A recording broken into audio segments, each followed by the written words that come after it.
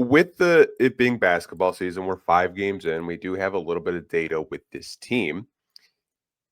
What's your takeaway with these slow starts with the Detroit Pistons in the first quarter? I feel like when I'm watching them, they just come out like a step slow.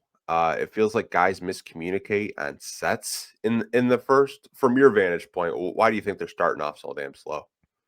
Well, I mean, just for the start, like you brought up earlier today when you and I were just chatting, like this isn't us just making it up. So if any fans like a little bit nervous, thinking like, "Oh, is it just me? And are we just being too critical about the Pistons and the slow starts?" No, not yet. They're 29th in the league in first quarter scoring here. First quarter starts. Was that actually net rating that you were looking at? I Because I believe so. believe that too. Yeah, so they're 29th of the league in net rating in the first quarter. So we're not making this up. This has been a trend for sure. They've been very bad, and honestly, Anthony, I think it's kind of a mix of a lot of things. Like you've got some of the spacing issues, and I think that has popped up. You've got teams sagging way off of Asar Thompson into the paint. That's getting things clogged up for Cade, obviously, which isn't great. At the same time, like sometimes when Asar's got the ball in his hands too, he's even facing some unique coverages. They're sending blitzes at Cade.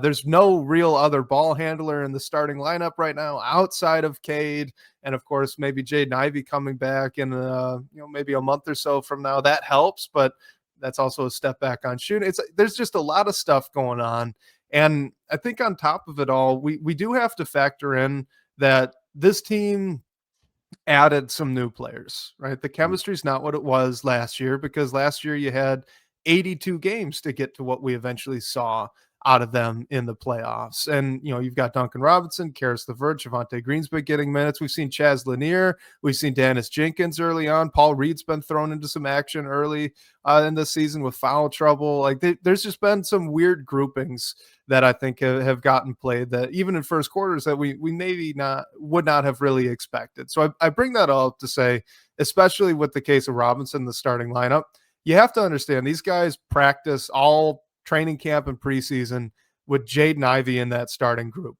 And then now it's not only that, hey, we're trying to integrate a new guy here in Duncan Robinson, it's also we've not played with him in the starting group until literally game 5 of the preseason.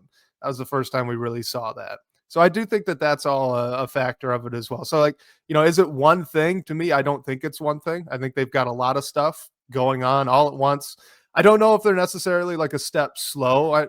I think the defensive effort's been pretty good for the first 5 to 6 minutes, and then you kind of get into this kind of pernicious cycle where you're missing shots, you're dejected because you're missing shots. Those long rebounds lead to transition opportunities, and it kind of snowballs on them as they start to transition from the starters to the bench, which again is kind of understandable. I think they've got a lot to figure out. I'm not ready to say this is like, the core issue yet of the season. You know what I mean? Because it is Yeah. just 5 games, and I think they will, but there's not one problem, which kind of makes it unfortunate for us to analyze it and figure it out. You know what I mean? I feel like there's a lot of problems, and I'm glad you mentioned Duncan Robinson because I felt like we'll just kind of take Orlando for an example. At the first quarter, he was so hesitant to shoot the basketball, where he would just pass the ball back out to Cade, and then like the second half, he's shooting, he's not hesitant. And I've seen multiple possessions where Duncan Robinson is just not filling the lane correctly. Him and Asar, I think, miscommunicate a lot and just like pick and roll actions with Kate Cunningham. And to your point, they're trying to get familiar with each other. Obviously, this isn't Tim Hardaway. It's not Malik Beasley or Dennis Schroeder. These are all brand new guys learning the system. And I kind of like, just to be positive with fans, like if you look back last year around this time, the Pistons started off games very, very slow. They didn't really play their best basketball until like January, February, March, where they started getting more confident. They were coming out of the gate strong. I hope it doesn't take that long for them to kind of wake up and have a good, first quarter, come out the gate strong. I know JB said they're all, getting familiar with each other. And he's just like, the shots aren't bad. They're just not going in. He's like, over time, these guys will get more familiar. The new guys like Duncan, Javante, and others will get more familiar with the system. But I think it's just miscommunication in half court sets. And to your point, like the Cavs game lives rent free in my head. I mean, missing 19 straight shots, and then your transition defense is just a nightmare, and you can't keep pace with the Cleveland Cavaliers. Hopefully, we don't have a game like that tonight where we're missing 19 straight shots. Yeah, for real. That game was really it was so bad. And the worst part of it too was they were playing pretty solid defense for like a quarter and a half.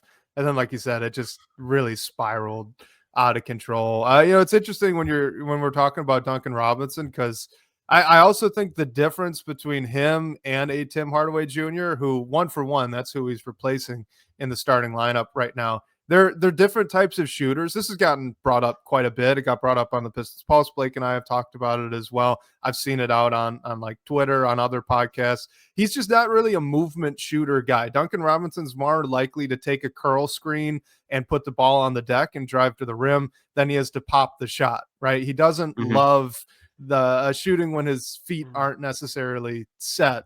And I think that honestly, like it's had a couple of domino effects for the rest of the offense. How many times have we seen last year they open up a game with Tim Hardaway Jr. getting a little elevator screen out of the corner, right? And then hitting a 3-point shot. Their go-to baseline out of bounds play last season was to have Tim Hardaway Jr. at the free throw line, loop over 2 screens on the 3-point line, and then hit a corner 3 on the strong side with the ball. Like they can't do that stuff anymore. That's a whole section of the playbook that's basically gone when you've made this switch here from THJ to Duncan Robinson. And that's not to say that Duncan Robinson's a worse shooter. He's definitely a better shooter than Tim Hardaway Jr., but you got to get him the ball in different spots. And I do think we've seen Cade actually struggle with that a little bit. Like there are Mhm. times when he drives and he's looking for a kick out.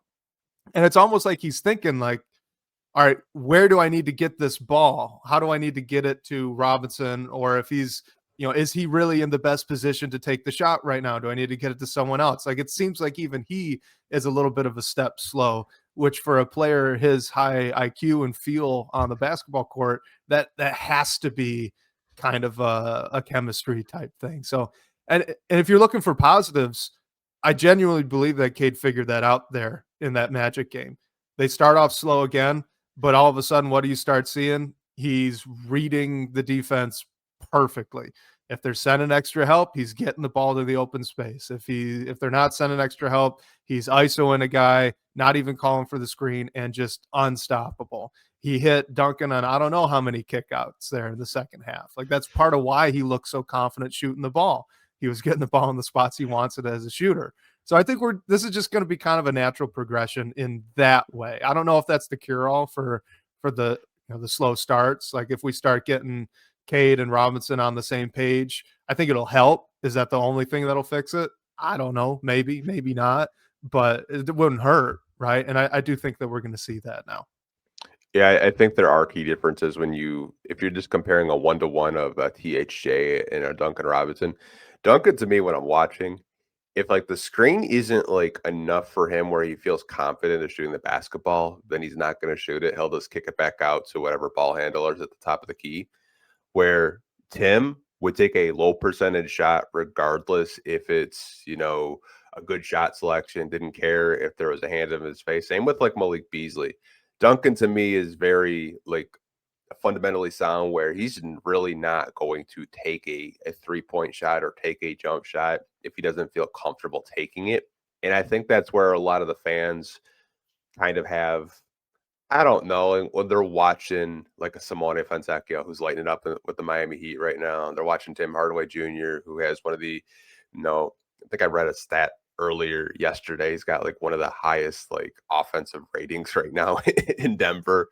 A lot of our guys outside of Dennis Schroeder, because he's actually struggling a lot, um, are doing well. And I think fans kind of like, man, like can't believe we let those guys go. But it's different. He's a different type of player. I'm glad you did say that. It is an adjustment period, I think, for Cade. I even saw Cade try to throw a lob to Isaiah Stewart that if that was Duran, it probably would have been a dunk. But for Stu doesn't have the ups that Duran is. I think it's just a learning process for Cade to get familiar with each and one of his guys, and kind of understand like where they like the ball, how to play with them because everyone on this roster is different. You can't just say, oh, like Malik liked the ball right there. Duncan could probably shoot the same ball. Yeah, and, like, difference not bad, right? Yeah. Like, you bring it up with Duncan there. There's a way to leverage that and have it look like some really, honestly, pretty basketball, right? I mean, how many times last season did it seem like the ball kinda just stuck around a little bit? Now you've got a guy that's presumably gonna get major minutes here in Duncan Robinson, and if the shot's not right for him, whatever he's feeling, he's got the confidence in himself to just move it or put the ball on the floor and try to make something happen for someone else. Like that's a good thing. Steve Kerr would love that, right? Pop would Hmm. love that if we're looking at the Spurs back in the day. It's just a different style of play. So everyone else has to adjust to it too. If Asar Thompson gets the ball on a kick from Duncan Robinson off a curl, like you have to attack. Maybe you start looking more like OKC's offense, right? Where it's driving, kick, driving, kick, driving, kick, instead of more of what we got from the Pistons last season, which is a lot of heavy ball screens and these curl screens for the shooters because that was the players that they had. And JB's got to take a moment to figure that out too. He doesn't really know what he's got in all of these guys either, other than they're generally playing pretty well individually. I think we could kind of nitpick some of the percentages, especially with Cade, but for the most part, like in a vacuum, I don't think anyone's looked terrible or bad or anything. It's just kind of how we get the pieces to fit together, and that's what 82 games are for. We're only 5 in. Yeah, I mean, we're 3-2. I mean, we were 0-5 last year at this point. I know we kind of touched on that before we went live on this podcast. So, I mean, there's progression in itself. Like this wasn't a 500 basketball team until like what December last season. Like you're already a 500 basketball club, and it's November 1st. So that's progress in itself, I think.